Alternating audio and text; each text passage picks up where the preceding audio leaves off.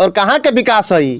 नौतन प्रखंड के खालवा पंचायत के वार्ड नंबर 4 के नल जल के स्थिति देखी के विकासशीलता, पूरा खालवा पंचायत के विकासशीलता देख सकत नहीं कि ढलाइलो नहीं है।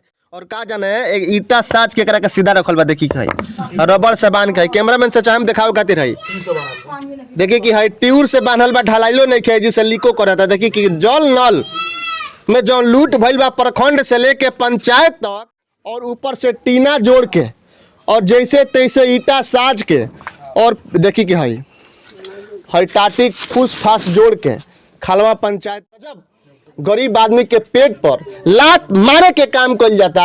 ये जी खालवा पंचायत के स्थानीय जनप्रतिनिधि के तरफ से दबंगई और रो रो के महिला लोग अपन दुख जब सुनावे लागल हो। आज 4 दिन से फोन हमारा पास में आवता जी के महिला लोग रो रो के जब अपन दुख सुनावे लागल हो, तब हार गई हम कहनी कि ना खालवा पंचायत कहाँ में हमरा चले के चाहिए।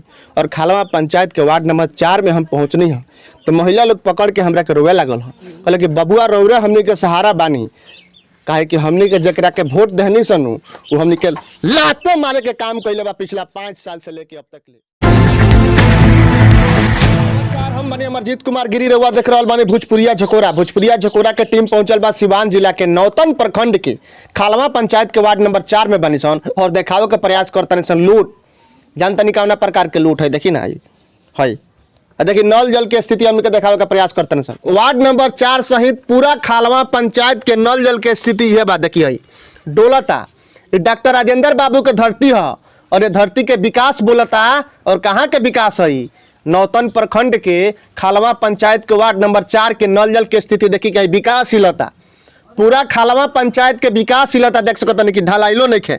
और का जाने एक ईटा साज के करा के सीधा रखल बा देखी है, रबड़ से बांध के। कैमरामैन से चाहे दिखाओ खातिर है, देखिए कि है ट्यूर से बांधल बा, ढलाइलो नहीं है जिसे लीको करता। देखिए कि जल नल में जो लूट भइल बा प्रखंड से लेके पंचायत तक, वाकई में काफी दुखद बाबे हमनी के सिवान जिला में बनी सन। और बार बार हम बतावे के प्रयास करतनी कि डॉक्टर राजेंद्र बाबू के धरती है और डॉक्टर राजेंद्र बाबू के धरती के स्थानीय वार्ड और स्थानीय मुखिया मिल के लूटे पाटे के जौन काम करता, वाकई में काफी दुखद बा। देख सकतनी कि ढलाई के का तुम योजना रहा, ढलाई का तुम अब ले ढलाई नहीं का जाने कहिया ढलाई अब कि का स्थिति बा और कैसे लोग जियता खालवा पंचायत में। और खालवा पंचायत डॉक्टर राजेंद्र बाबू के धरती है और जी कैसे लोग जियता, मरता, नरक में जियता। विकास के नाम पर खालवा पंचायत के स्थानीय जनप्रतिनिधि के तरफ से जौन ठगी कल जा रहा बा, धोखा कल जा रहा बा जनता के साथ में, वाकई में काफी दुखद बा। घर के स्थिति देखी, टाटी पलानी के घर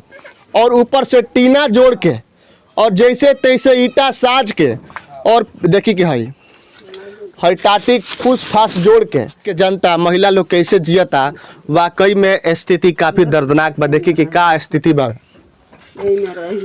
और वाकई में गजब खेल होता खालवा पंचायत के जनप्रतिनिधि के तरफ से, गजब मजाक होता खालवा पंचायत के जनप्रतिनिधि के तरफ से। गजब गरीब आदमी के पेट पर लात मारे के काम कल जाता।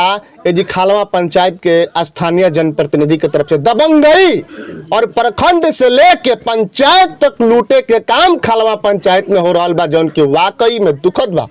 और महिला लोग जानता नहीं रो रो के फोन करके बताओ तरला, रो रो के कि हमनी के इतना दुख में बानी सन। सर एक बार हमनी के पंचायत में आई, सर एक बार हमनी के पंचायत में आई, रो रो के महिला लोग अपन दुख जब सुनावे लागल हो। 4 दिन से फोन हमारा पास में आवता जी के महिला लोग रो रो के जब अपन दुख सुनावे लागल हो, तब हार गई हम कहनी कि ना खालवा पंचायत कहाँ में हमरा चले के चाहिए। और खालवा पंचायत के वार्ड नंबर 4 में हम पहुँचनी है, तो महिला लोग पकड़ के हमरा के रोवे लागल हो। कहले कि बबुआ रौरे हमनी के सहारा बानी, काहे कि हमनी के जकरा के वोट देहनी सनु वो हमनी के लाते मारे के काम कैले बा पिछला 5 साल से लेके अब तक ले। रौरे हमनी के सहारा बने सब मोबाइल में देखले बने सन के रौरा हमनी के आवाज़ उठावे नहीं, गरीब के आवाज़ उठावे नहीं, तो हमनियों के आवाज़ उठाई। तो हम पहुँचल बनी वार्ड नंबर 4 खालवा पंचायत है। तो घर के खाए के बा हमनी के ना कुछ बा ना कुछ बा, गरीब आदमी कहाँ से का करी, कुछ हमनी के ना मिलेला, घरों का पैसा ना मिलल, ना मिले, फार्म वार्म भराई रहल सब भराइल बा मगर ना मिलेला। एगो लड़का के हाथे नहीं खे, वो लड़का के कब लिखवानी है मगर ना मिलला जननी, मगर गरीब आदमी कहाँ से का करी। दुख सुख में मुखिया जी आवे नहीं रोबल उनके लगे ना आवे नहीं, वहाँ के ना आवे नहीं, ना आवे नहीं। का नाम बच्चा चराओ इब्राहिम साईं ना रउआ लोगन के त काफी दिक्कत बा, नरक में जिया तनी रउआ लोगन, बढ़लही बा कोनो मदद ना पहुंचेला। ना कुछ ना हमने मदद कहाँ पहुँचल जी, मदद पहुँची तो यही लेखन रहती है। रहती सब का मुखिया जी आवे नहीं रउआ लोगन के लगे दुख सुख में? कुछ मुखिया जी कहाँ का केहू मरेला जिएला त कफन के पैसा मिलेला रउआ के यहाँ? कुछ ना मिलेला कफनों के पैसा ना मिलेला है जी? कुछ ना कफनों के पैसा ना मिलेला रउआ के केहू मरेला जिएला त? ना नल जल के पानी आइल बा रउआ लोगन के यहाँ? ना हमने के नहीं खाए नल जल के पानी आइल बा रउआ द्वार पर? नहीं नल जल के पानी नहीं आइले जी? हाँ जी तो है ना ते एगो टूटी देखनी है लागल बावे? हाँ तो वही जगह बा, वही जगह से पनिया लिए जा पिए खाती। चली आइले सब अच्छा वैसे भर कर वाला पानी ले आवले त का एजी पाइप ना आइल हवे? पाइप अभी कहाँ आइल बा? एजिले पाइप रउआ द्वार पर ना आइल नल जल ना के? ना कहला लोग के कोड़ के जाई दुआर पर से कोड़ के जाई पाए ना जाई ने वो निकाले करे तो कहाँ से निकाली कहत रहे का धमकी मिले रहे का? हाँ अब मानी जे के पड़े पाइप। वार्ड सदस्य धमकी देले रहे? हाँ। वार्ड जे के धमकी देले रहे हाँ जी। कि पानी ना पहुंचियो जी? ये खाली ये कहत रहे जे बाद में जाई, तो बाद में कहाँ अभी अथी भइल। माने का कहले वार्ड सदस्य हमरा के बताई तो?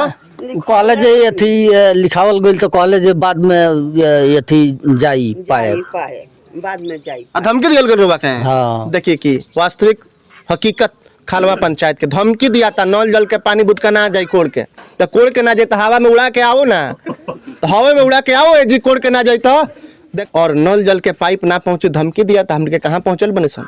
ये डॉक्टर राजेंद्र बाबू के धरती है, सिवान जिला के नौतन प्रखंड के खालवा पंचायत के वार्ड नंबर 4 में हमने के